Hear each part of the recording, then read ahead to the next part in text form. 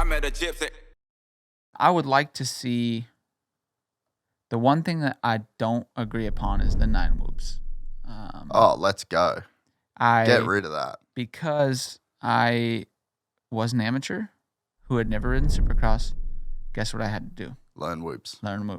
And one of the scariest things for me, one of the hardest things for me was to learn whoops. And you look at all the greats in our sport, they're great in the whoops. And if you can't hit whoops, there's MXGP and outdoor pro motocross.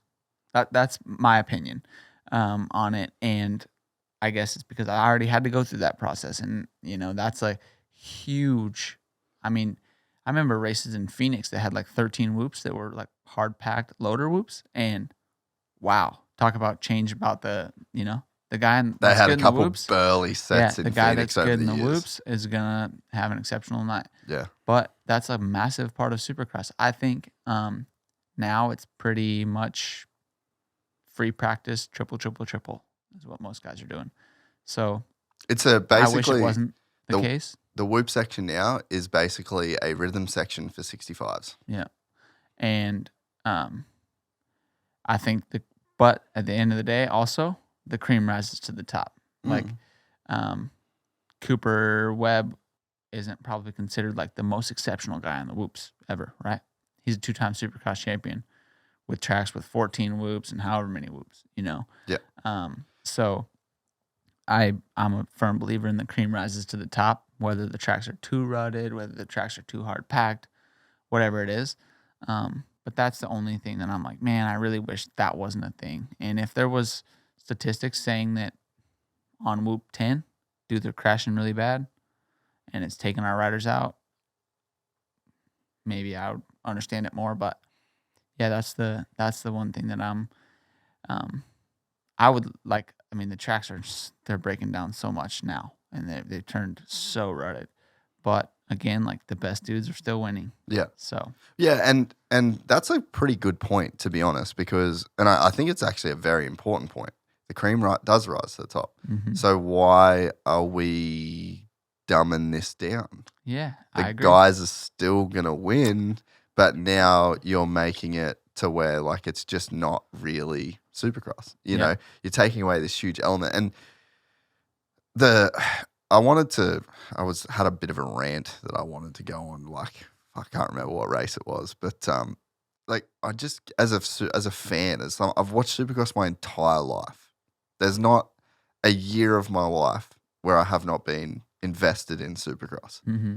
And to see the change that we've gone through, like the Instagram's the best for this. Like, how many amazing Instagram clips do you see of like Stu and Ricky and Chad? And it's just like they're sliding the bike. And I saw, what I saw the other day that was just, the nostalgia was like a drug.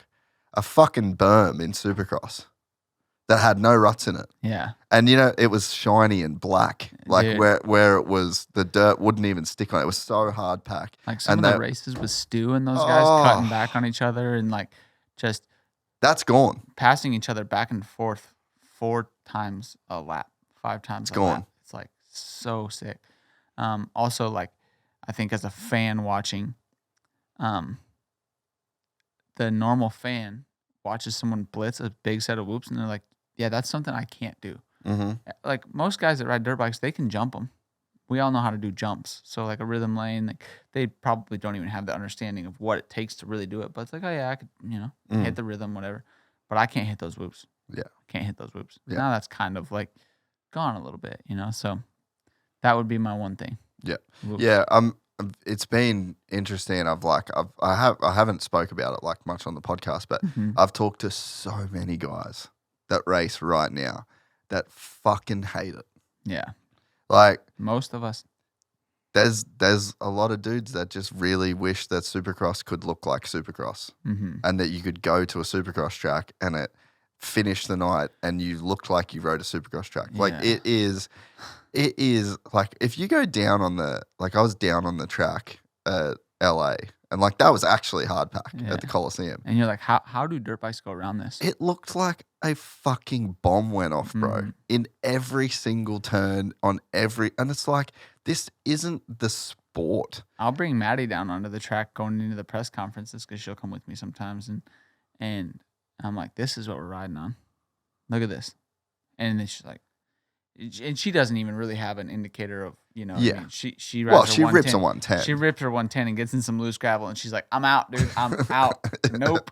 You know. Yeah. So, but it's like someone that rides actually, if they actually went down to floor level of a Supercross track, they'd be like, how do you guys ride a motorcycle around this? Yeah. It's pretty insane. Yeah. And I just don't think we're seeing like, I mean, we're seeing good racing. Like, don't get me wrong, but it's like it's different, you know, like I just don't feel like you can race the way that you used to be able to race a Supercross track. And it feels like and the heat's fine, you know, like you kind of get it all right for the heat, but even by the 450 heat, like the difference it's become between very tactical. Yeah, you have to race such a specific way to and make certain decisions, like very calculated in order to do it.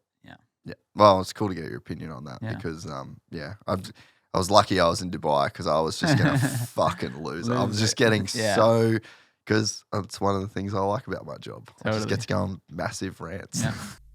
We're excited to announce the launch of our new membership site, gypsytales.com, packed with exclusive content and perks that you won't find anywhere else. This is your chance to become a part of the Gypsy Gang. And as a special bonus, if you sign up to an annual membership, you'll be entered into the draw to win our custom-built TC125 Gypsy Gang.